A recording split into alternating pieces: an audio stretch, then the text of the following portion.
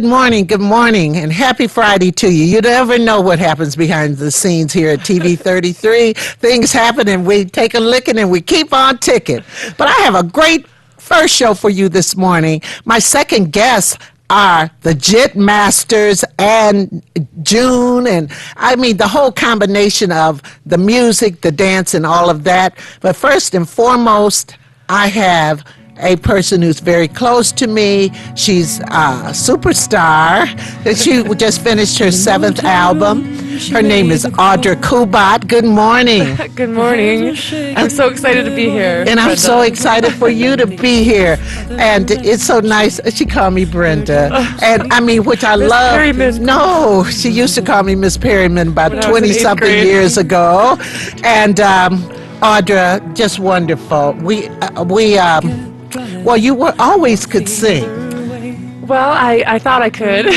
Yes, you did. You always could sing. And I met you my first year teaching at Southfield, and you were in The Sound of Music. Oh, gosh, yes. Yeah, well, you were. But let's kind of go back a little bit. Mm-hmm. Were you raised in Southfield? I was born in Rosedale Park. Oh. So my early years were on Rosemont Street. Yes. Finkel. But then I moved to Southfield, and I went to Southfield High. And right. From Southfield High. And then as soon as I could move back to Detroit, I did. You sure did. She moved right back to Detroit. But tell me, after high school, well, at 12th grade, what did you think you were going to do with your life? I thought, I knew I was going to be some kind of artist, but I thought I was going to be a painter. I wanted to paint, and but I wasn't as good at painting as I was at music. Music was natural.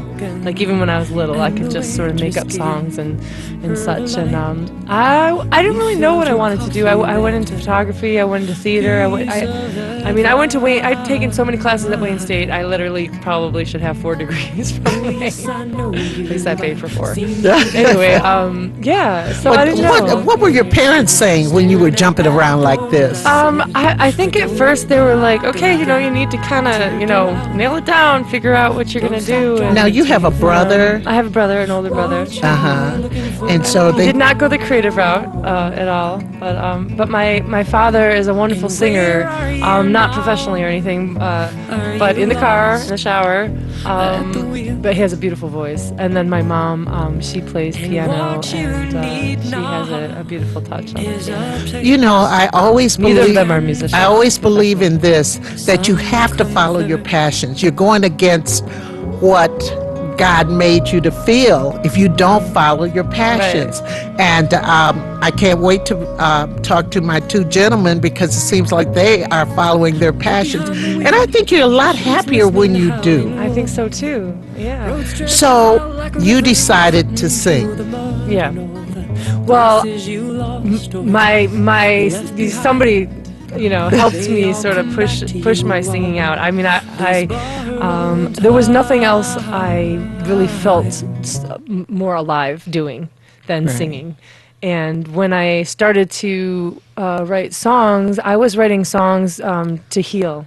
I had gone through some trauma, and I really saw music for me as a way to move through things.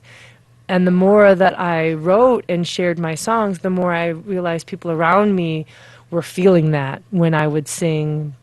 They would come up to me and say, oh, that song, it really made, I could feel that, or I listened to that and it got me through this or that, and I really started to realize the power that I had and that I was wielding, kind of, and how important it was that I really was thoughtful about it, and that there was intention there. And so the more I did it, the more I was directing my music to activate people and help people move through things. So it became less about me and more about community, more about what I could do. Absolutely. And others.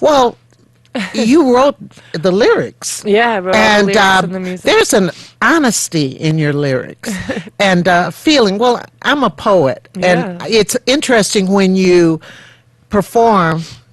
When I perform the poetry, and somebody said, "Yeah, that's just like how I feel." That's how that you can relate to people. It expands your audience too. Yeah. Don't you think? Yeah. So how did you go about doing your first album?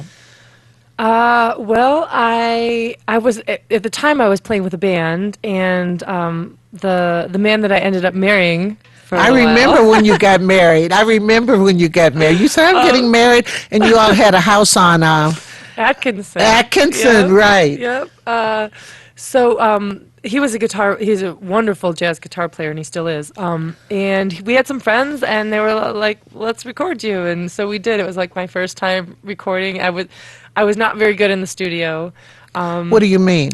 Well, there's a lot, when you play live, there's an energy there, and people, like, I am very much fueled by that experience coming through, and so being in the studio felt very, like, I didn't have that drive the same, and so it was really hard for me to I had to, like, get into the right space to be like, okay, I'm going to be giving this out, it's just not coming out right now to the people, but, I had to practice feeling that. You know? Yeah, yeah. The first time Well, I recorded, the studio's kind of artificial in right. a way. Yeah. The environment itself is kind of Yeah. artificial. And when you have to put forth what you do live, Right. sometimes it's hard to feel it, don't you think? Yeah, and when I started, this was like 98, 99, like I was working with mainly men, and I love men. Hi, gentlemen over there. But I also didn't have, like, they just didn't have the same sort of, like, emotion. They weren't coming from the same emotional place. Yeah. So I felt also very isolated, in the studio, sort of being surrounded by men that were kind of like trying to tell me, like, how to do things And how to emote. right, or if I was emoting too much, or a lot of sort of controlling things. So I had to work through that too, and I got better at it. Right, right. Yeah, to, take yourself out of that artificial environment and try and get the feeling of there could be people here. And the thing about the album, too, you have to translate in a Yeah. way. You got to translate to the people who are listening so that they can feel. Yeah. Yeah, that's why you're doing it, right? Otherwise, you just might as well sit in your bedroom. Yeah, you might as well sit there and let it bounce off the Right, walls. That's what right. I say. So, what was that experience? Once you made that first album, what did you do? I played a lot. I gave a lot of them away. I sent I sent them through the mail to radio stations and such, and I played a lot of shows. And at the time, it was just sort of before. It was a few years before, like, the internet was really something that people were using for social media and, like, for promotion and things like that. People still felt like, oh, you need a label, you need, like, this big sort of machine behind you if anything's ever going to happen. And so I was sort of in that place where that was changing, and I didn't have access to, like, label or even a small label, Right. so I made my own label. And what was that label called? Remedy Records. Remedy? Remedy Records. Yeah. That's good. Here's the Remedy. Yeah. Remedy Records. All around that sort of idea So, of healing still. Didn't you do something once where you had a little piano? Oh, yeah. What was that about? Oh, gosh. Yeah, I did. I wrote a whole slew of songs for a show that they were doing at the Tangent Gallery on Grand Boulevard called Welcome to Wonderland, and it was sort of a play on Alice in Wonderland. Right. And so I created all these songs for your entrance into Wonderland, and my friend helped me build this crazy set with, like, trees and weird, dolls hanging from it. I mean, just all bottles and creepy stuff. I don't know. Right, And right, so right. Kind of Excuse turn me. a little bit Oh, this okay. way. I want my audience to see your Oh, all see your right. face. Oh, Yes. yeah, I Yes. got a pretty good profile. But, Yeah, I know. But excuse me. so Yes, so what was that experience like? it was really wonderful to write for something else. It was the first time that somebody had asked me to kind of create something specifically for, like a drama or some other, Right. Something outside of, like, my own writing.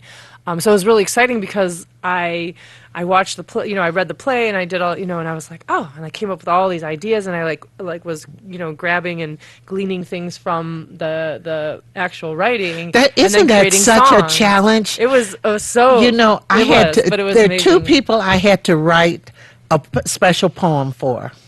One was Sidney Poitier. He was here, and they said, Brenda, we want you to open up his segment with a poem about him. And I said, well, the first movie I ever saw as a 5-year-old was Blackboard Jungle. My mother took me to see that, and I had followed his career through my life.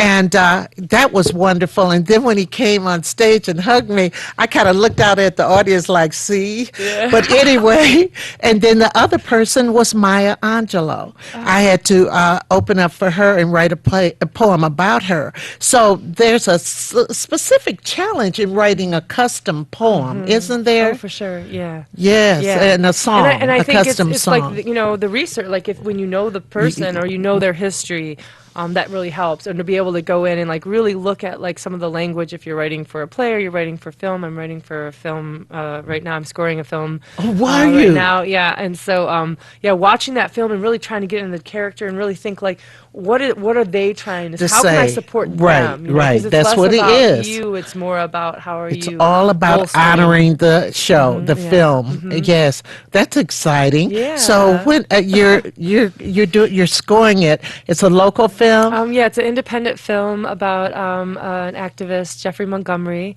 and unfortunately passed away, but it's called America You Kill Me, and it's all about his sort of rise and fall in activism. He was a gay rights leader in Detroit and helped get hate laws on the books, and just did all this really great work after his partner was shot outside of a bar in like the 80s.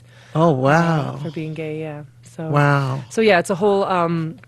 it's a beautiful film about his work and starting big organizations like Triangle Foundation. So. Right. Yeah. Well, that should be good. So I'm doing the music. That is exciting. See, you move from one place to another and so forth.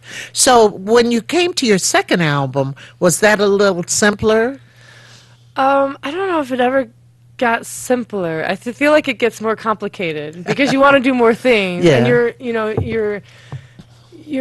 And I kept on getting sort of better at, well, I hope, better at my craft, and so working harder to even in produce, like to get more involved in the production end and more involved in playing the instruments. So by like the time it was like my third or fourth album, I was like playing half the instruments on the album, the flute, really? and the piano. So did you always know how to play these instruments? No, I just taught myself how to play them. Well, that's good. That's cool. I'm kind of like, I have a talent with melody. So if I can get my hands on something and just sort of figure out how to use it, I can find, I'm not great at playing the flute, but for certain things I could play, and support myself. Right, so right. I play flute on my new album. Yes, in fact, a song that I might play if I have a chance to. You will have a chance. About Maya Angelou, actually. Wow. That you brought that up. I was thinking of playing that already. Wow. I just love that album. Yeah. I love it. And I downloaded and Mended Vessel. Yeah. And, okay, so where do you see yourself in 5 years? Where would you like to see yourself? Or you could say, I see myself in 5 years. Yeah, I see myself in 5 years touring a lot more with my music, but kind of using the educational path to do that. I built some songwriting workshops for the Detroit Institute of Arts, and I also work in a handful of Detroit public schools where I bring in songwriting to young people through. Now, are you still working at DIME? I work at DIME. DIME, which is Detroit Institute for Music Education. It's a college down in Capitol Park. And it's like a 4-year, we're partnered with MSU Denver for a 4-year university. And it's like modern music. So it's not classical or jazz. It's really focused on modern music, so vocals, guitar, bass, drums, and songwriting. So I teach there. I also work for Living Arts Detroit and also Inside Out Literary Arts Project, where they help me. They do the poetry. Inside Out is poetry, but I do songwriting with them. Oh, do so I you? go into classrooms and help like young people write songs. Yeah, because there is a difference with writing a song and so forth. I need to take one of your workshops. Yeah. All I need is one good hit. One hit. Right, that's all you need. And I could ride the wave. So 5 years, I hope to kind of be connecting those things. So I could be going to other cities. Maybe I'm in a museum doing a workshop. I could go in the school and do a workshop while I'm there, Now, and then perform. do you have, yeah, Have me. in the I'm evening? ready. Yes, you are. You are This because is before 5 years, actually. I'm going to tell you, I had 10 years ago, I've been retired 10 years now, and one of my students came to me. He said, I'm down at Dime. No, this wasn't 10 years ago. It was after that. But he said, my teacher, her name's Audra Kubat.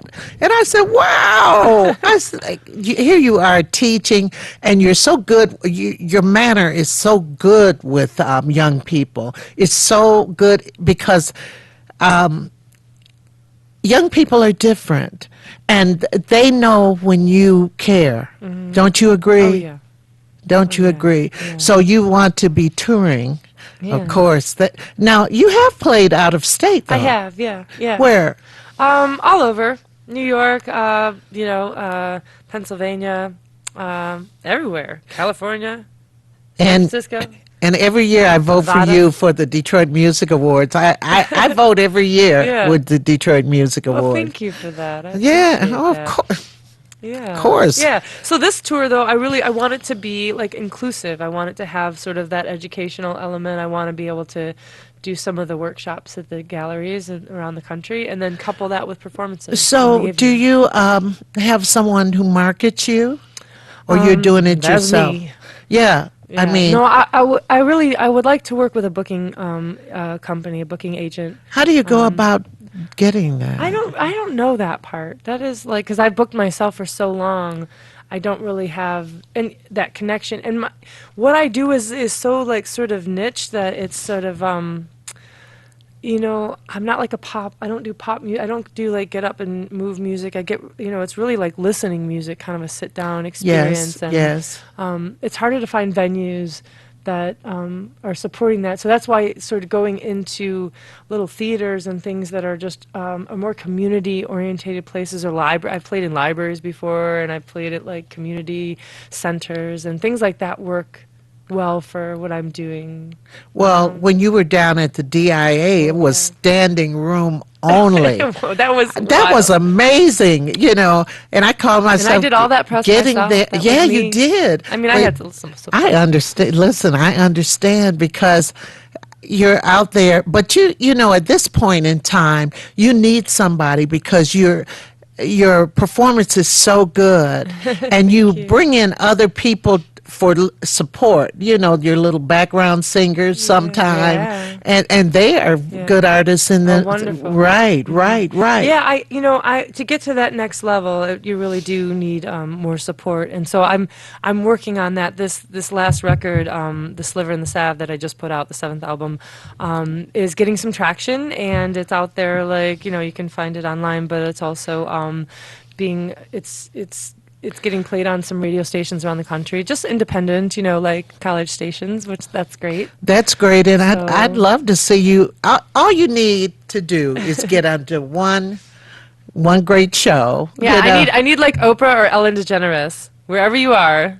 You should have no, yeah. or you could do Or you- Jimmy Fallon, or I'll take Jimmy. yeah. I mean, seriously. Call me up. No, you know what? A lot of times we just need to reach out to those people, and they see you. Who comes on after Jimmy? That's who I watch sometimes. Huh?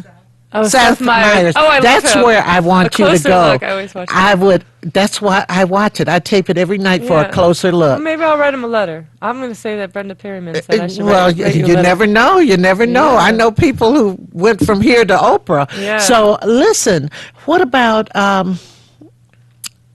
I'm just thinking. Send him a package, or send his Yeah. people a package. Okay, I'm going to do that. I'm going to send Seth Meyer a package.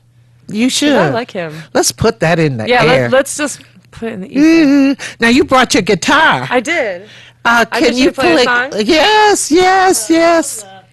Yeah, and I thought particularly that I would play the song that I wrote after I read that Maya Angelou had passed away, and so I wrote this song to kind of honor her. Yeah, can you hear me okay out there? Let's see. Oh, that's all right. We'll get that later. But it's called Caged Bird. Oh wow, yes. So I named it after Okay, that poem. so here's your audience.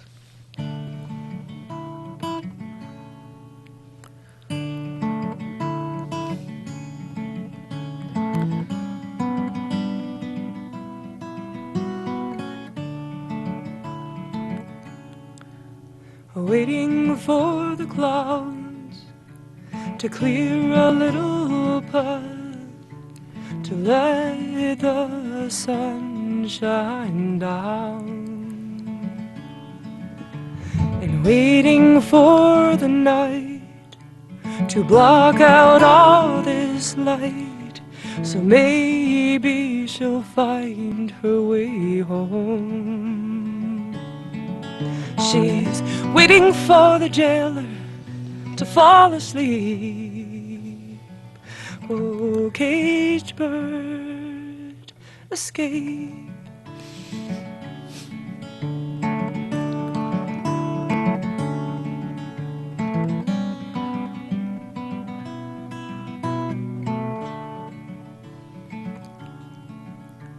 And waiting for the time when we are not so blind of all that makes us one. And waiting for the day when we can finally say that all our brothers and sisters are free. We're all waiting for the jailer to fall asleep. Oh, caged birds, escape.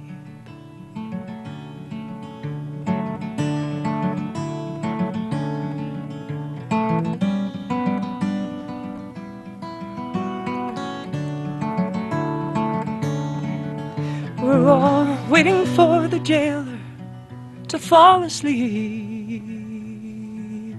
Oh, caged birds, escape. Mm-hmm.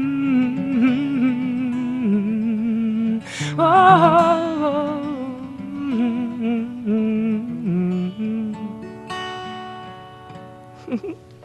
Oh, beautiful. Oh, wow. I got a lump in my throat. I would tell you something she did. Okay, I did the poem to introduce her, and so she was in the wing, and so she came on out, and so I sat in the wing. And when she came off stage after she had done her presentation, she sat on a stool. It was just two of us in the wing. And it's like she had poured everything out on stage. So when she was backstage, she was breathing in. She was sitting on that stool. She was breathing in. And I just watched this ritual of hers.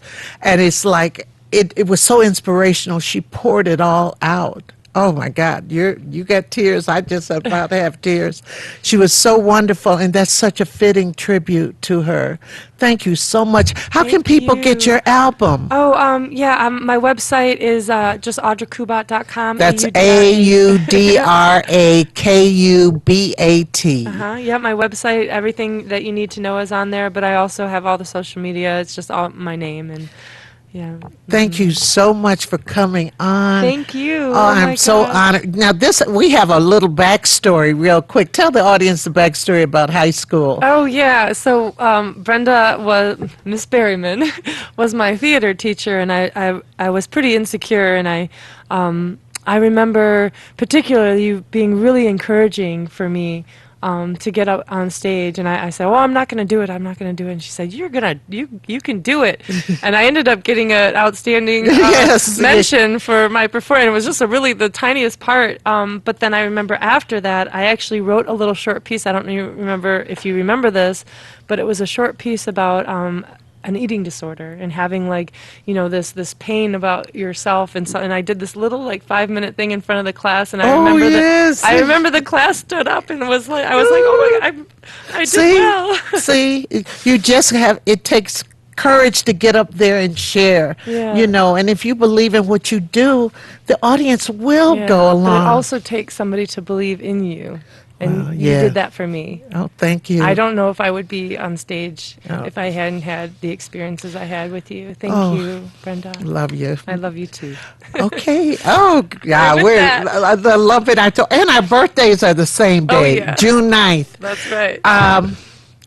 I have the Jet Masters on. I am so excited to have Michael Smith and June's Flow on. We'll be back in just a moment. Okay, thank you.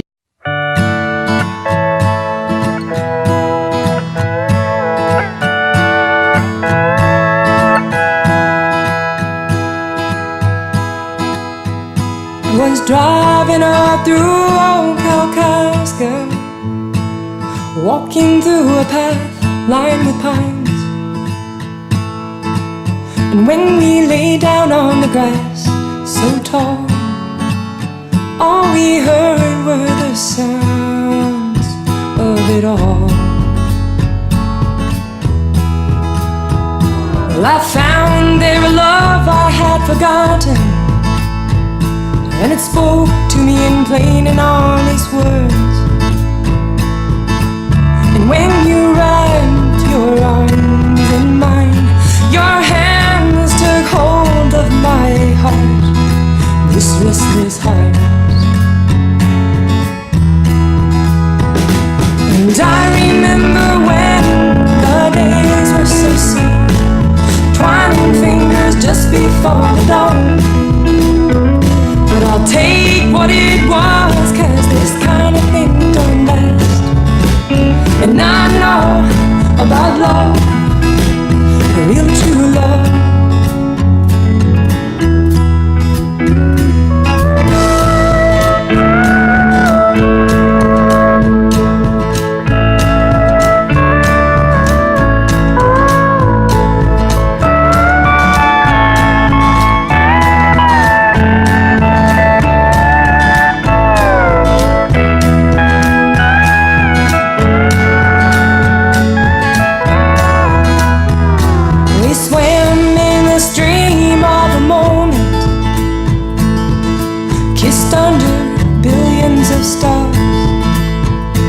The morning light being put in just right, 'cause our love was walking out the door of my room.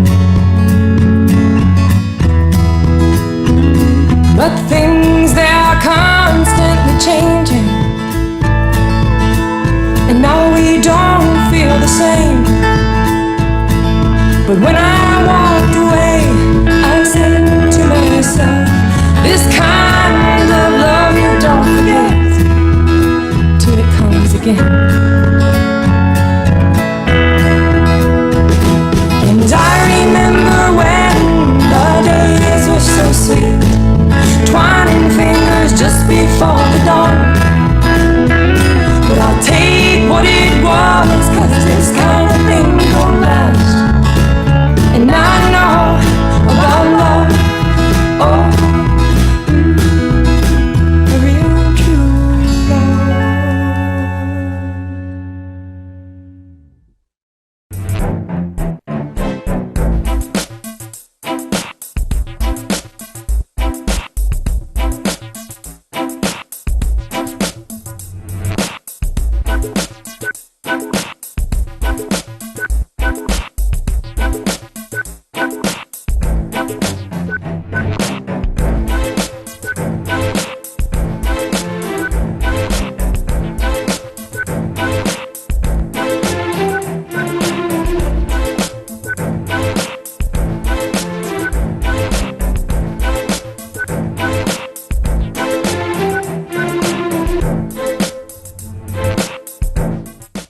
Okay, good morning, everybody. I'm back with energy, so much energy, and I needed it this morning.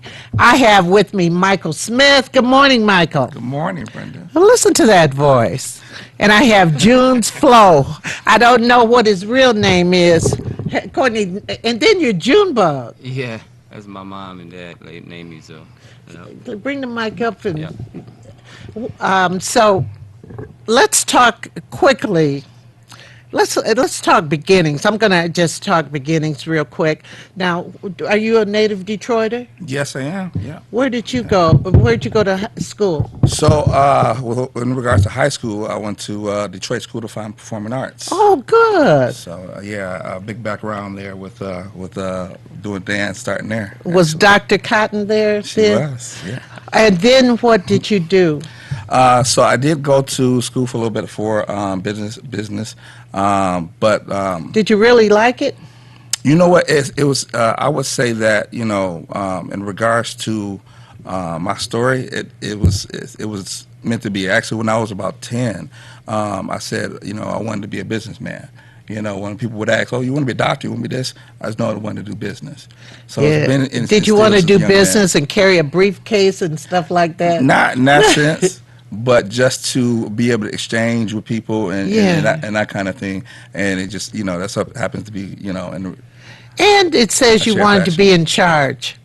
a leader. Yeah, Yes. definitely want to help people. So what happened after college? I mean, you went for a while. So I did go to started corporate America, just working, and that kind of pulls you a little bit, which also pulled me from my passion. Because I went through high school dancing, graduated, still was doing a little bit of dancing there, and with Detroit Jet, and I went from Now, Detroit Jet, what was that? so it's a native dance to Detroit. It's something that we pride ourselves on, from the late 70s, early 80s. So It's funny because a lot of people, somebody asked me, was that break dance? I said, no, it's not break dancing not- at all, because what was that Boogaloo? What was that, those two movies that Breaking. Breaking, yeah. yeah. I remember taking my kids over to the Maine to see Breaking, and I just said, they started talking, then they started dancing. It was kind of funny, the plot. But so Detroit, you were with Detroit, and you were doing Detroit Jet. Yeah. Who made it up? You know what? So it's you have the McGee brothers. Also, you have people, mat dancers. That started it a long time ago. Me growing up myself, there's tons of if you grew up in the '80s in Detroit, everybody was doing the jit. Unless if you didn't know how to do the jit, or you knew somebody that knew it. Oh yeah. So I kind of grew up in that staple on the corner, just learning, and I would credit that to even just keeping me out of trouble as a young man. Which is why I'm passionate about it today and helping other people. And you help. It helps young people do something with that energy too. With the energy and just a lot of people they go through a lot of stuff and go and with the arts, it just allows them to be able to have the outlet to be able to express themselves. So yeah. Absolutely. Okay, June. Yeah. What about you? You went to Oak Park. Oak Park High School with your son, with Ryan and Courtney, and went to Western Michigan University after that, Broncos. and left there, kind of dropped out and moved to California for a little while, and Oh, you did. came back. Yeah, A little louder. yeah. Did some acting out there, and then moved back home to Detroit. So So you moved back home to Detroit, and now you're kind of like you are a rapper. yeah, I've been rapping since Oak Park High School, since 15 years old, and skipping class. We went on a wrong path. Oh, please! I've taught a million rappers. I know but I used to encourage them. Come and let me hear your rap. You know. So it was good. We got great responses, and that led to live shows, Hip Hop Shop, Ebony Showcase around Detroit, and Right. and here we are.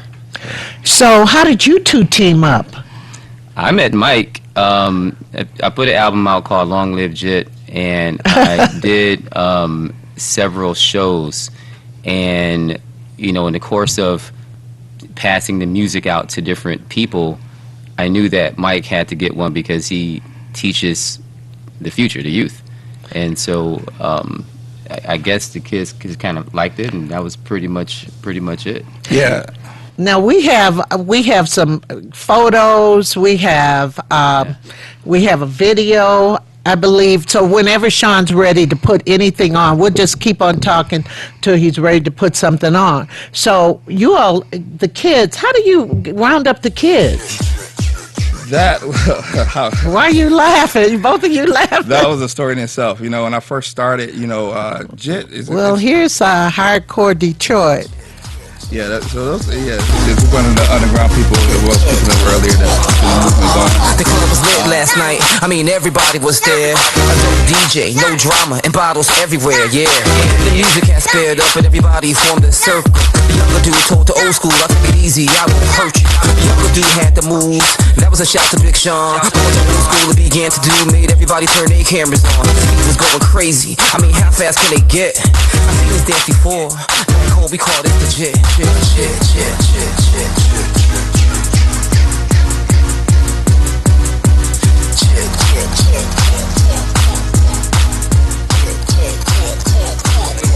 There's nothing that I can explain. And my young daughter Haley, we did a video. I was teaching her because she's a dancer, and it kind of went Look viral. at this. What? So, yeah, that's actually James. He's actually also has a daughter that dances now in my crew, which is pretty cool. Wow. I think we have some pictures too because you all tried out for America's Got Talent, right? We did, yeah. Yep. Wow. And you know, it's kind of one of how me and June are kind There of you got go. together. So, you know, I have a school, Jit Masters, but the crew is who we actually took to the America's Got Talent. Look at it. There Yeah, we go. as you That's see what there. I was looking for. Those the babies. And you know what I love about what June does, jitting onto techno is not the easiest thing to do. We get a lot of people that try to, they inbox us and they want us to, you know, dance to their music. And, you know, I do credit June for just being able to, he understands and reached out to our community and he's always involved in trying to figure out, you know. Now, are the young people able to? Yeah, there is choreography where they are able to all do the same step at one time. Mm-hmm. Oh wow! Yeah, so with Jit, It looks so yeah. freestyle though.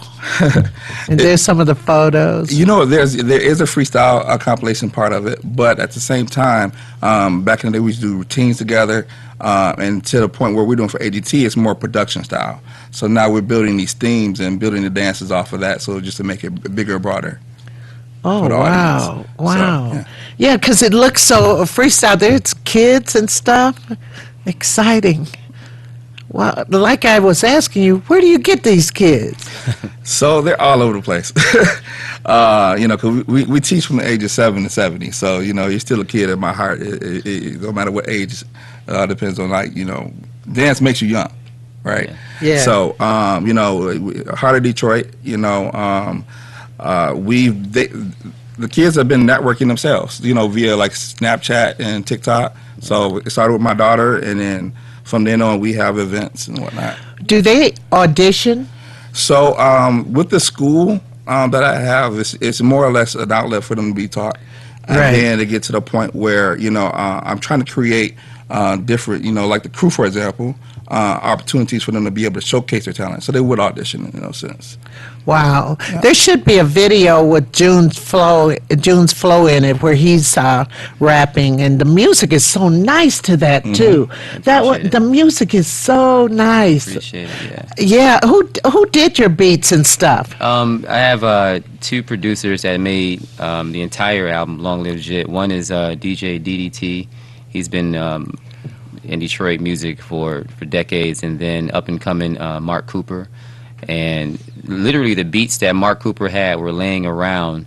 He had already made them. And working with him on other projects, I just said, I can rap to one of those beats, you know. And then that was the first clip you showed, the Jit.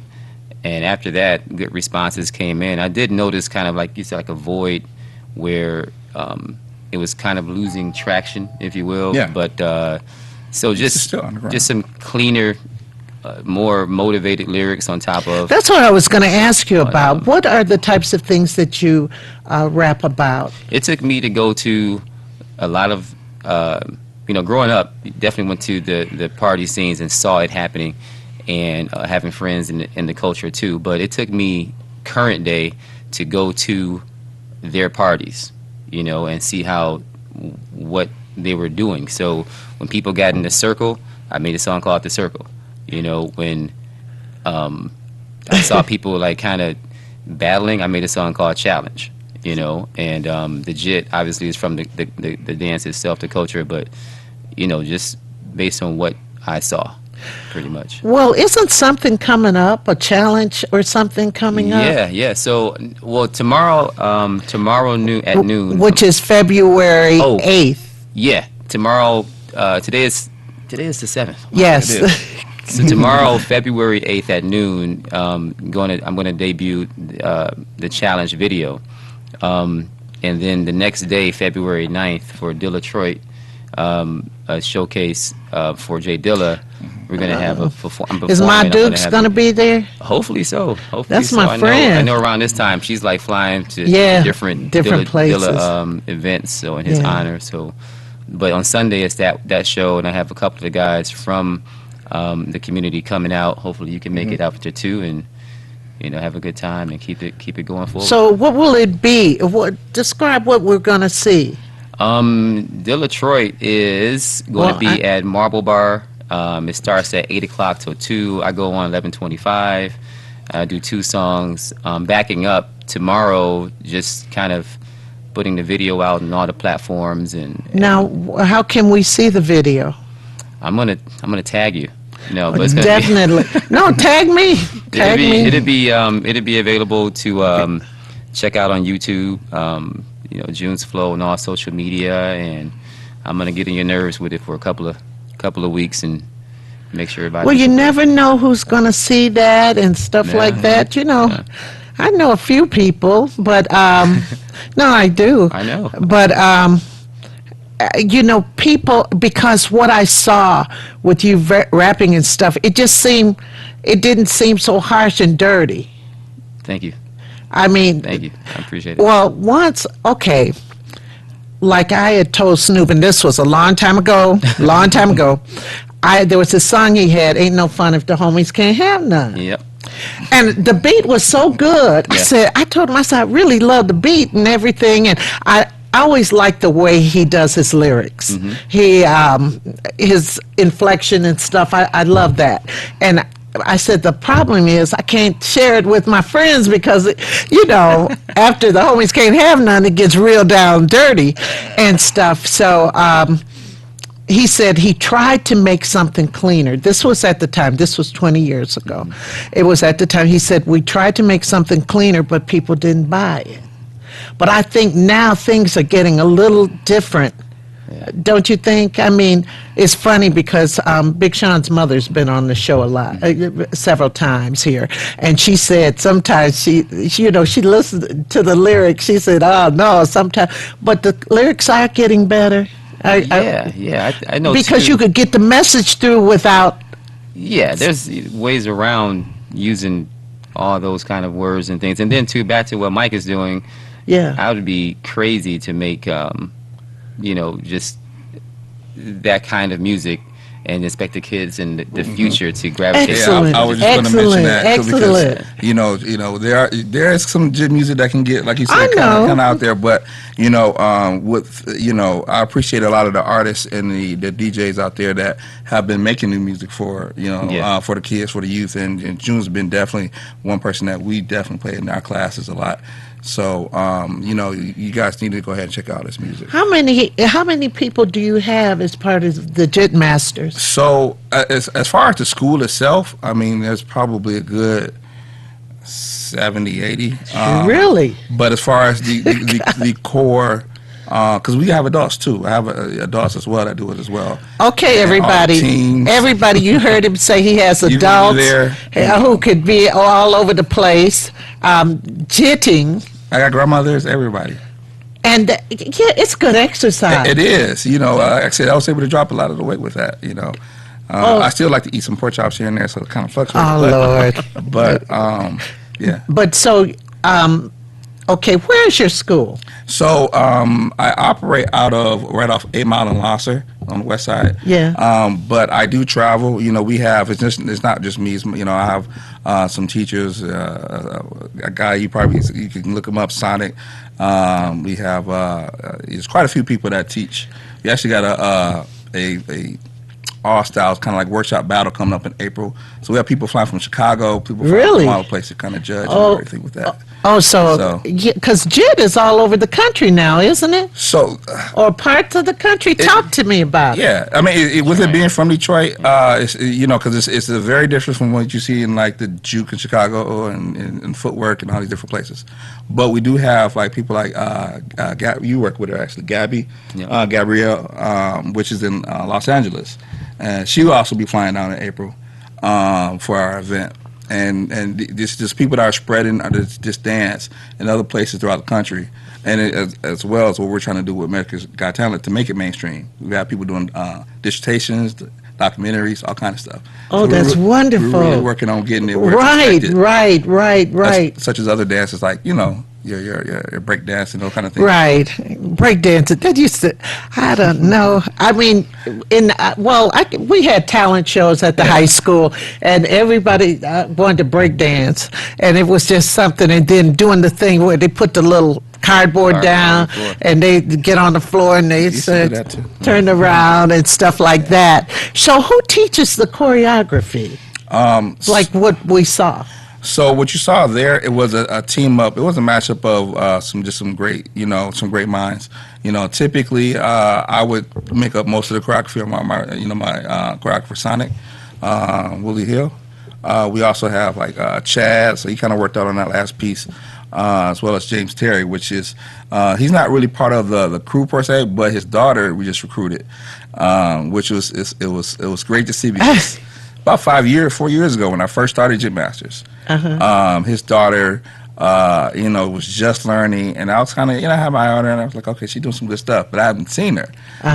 And she came, the big story about it was she was looking for an outlet to showcase her talent because over the past 4 years, she's been steady learning by herself with her father. So, you know, she reached out to me and was like, I have this, you know, I already been watching her, but she wanted to have a place to showcase. That's the one of the ladies you've seen there that's on America's Got Talent with us. Right. So, and it really helped with just some things that, not just with dance, but some things that she was just personally going through. It just kind of helped her. So, just a release. it was, yeah. It was a release. It just kind of reminded me from when I was growing up, things I went through to kind of help, you know, to see that story progress with somebody else was good. Well, what characterizes a JIT move? So, characterizes. How do you know? How would my audience, who maybe never has seen it until today, know? That person's jitting. Yeah, so we do have a big thing with the form that we do have. The body posture is a big piece of it. How fast we move. It's not, a lot of people think it's just footwork, but you do stuff on the ground like breakdancing. You may have some drops. So there's a lot of different elements. They got this thing called a bisco. That's why I was going to ask you about the arm moves and stuff. Back in the day, they had like little male dance moves, but you know. We kind of just. You say male dance. I renamed them with the kids. So. Like, oh my God. No. But yeah, there's arm work that we do use with like flagging, and you know, traditionally you have like a hat or like a scarf or a flag, a towel, and you would use that to dance with as well. Well, fella told me that we one day. Because when I was telling him, this is my engineer, Sean Watkins Jr. Sean Watkins. Sorry about that, Junior. Anyway, he was saying that, we could have, he thought I was going to have you all perform at first. I said, well, could we do that? He said, we can make a way to make that happen. So we're going to make a way to make that happen. Awesome. Okay? So next time you come, we'll make a way. And I want you to do a little bit of one of your lyrics. Man, okay. To the mic. Let me see. I should have told you this 5 minutes ago, but wow. just think about it a second. No, don't worry about it. Just think about it. All right. So the club was lit last night. I mean, everybody was there. A dope DJ, no drama, bottles everywhere. Well, I like it already. Go there and we, man. No, don't. Don't worry about that. I'm thinking like if it's like Because there are some words. Now. Yeah, I know there's some words. There's some words, and but that's okay because you're describing. You know, isn't it interesting the way he described in those 4 lines, 3 or 4 lines? You saw it. You actually saw it, and when he said no drama, that was important. That's so important. That's the big thing. Our culture and what he's doing. Is you know, traditionally it's like you said, you have battles and those kind of things, right? But there's a big respect when it comes to how we exchange with each other with this, and having that no drama and having the kids know that we can still battle. We can, you know, we try to provide funding for them to be able to do these battles and make money, you know, so they can be enticed to do it. But also at the same time, you respect that person and you try to get even better than them the next time. So that's what we get out of that music a lot of times is that kind of stuff. Yeah, kind of like those rap battles a long time ago. It gets vicious. I ain't gonna lie. It gets vicious. We've had some of the I know. We got girls that do it, and then they look at the next girl, and it's like, you know, you will see. I know. So, man, that is just exciting. I'm just so excited. But I made up a rap. Okay. I made up a bunch of them. Okay. But no, I think it's a crime the way I'm chasing time. Before old age catches up on me, time runs down on me. Before it's a whole long thing. Yeah. But, no, it is. Right. It is. No, I do know time. It's called Chasing Time. Yeah, because you're a poet. So. Chasing Time, yeah. But usually, I never do that one in public, but I did it when I wrote it. I did it for my students, and they said, can I have that? Because it really flows in that kind of manner and stuff like that. But it's a way, because I couldn't sing. Do you sing? In the shower. Yeah, I sing there. In the shower. I sing there too. So, what do you all see yourselves in 5 years? What would like to see? No, where do you see yourself in 5 years? So, you know, with what I'm doing with the business, I'm trying to get, you know, brick and mortar where I can kind of, you know, the big thing about what I'm doing is not just the art and teaching people how to dance, but it's helping people, you know, even mentoring, having a place where I can be able to, you know, where kids are being able to express themselves and be able to listen and be listened to and work them through that and you know, kind of branch off the dance itself.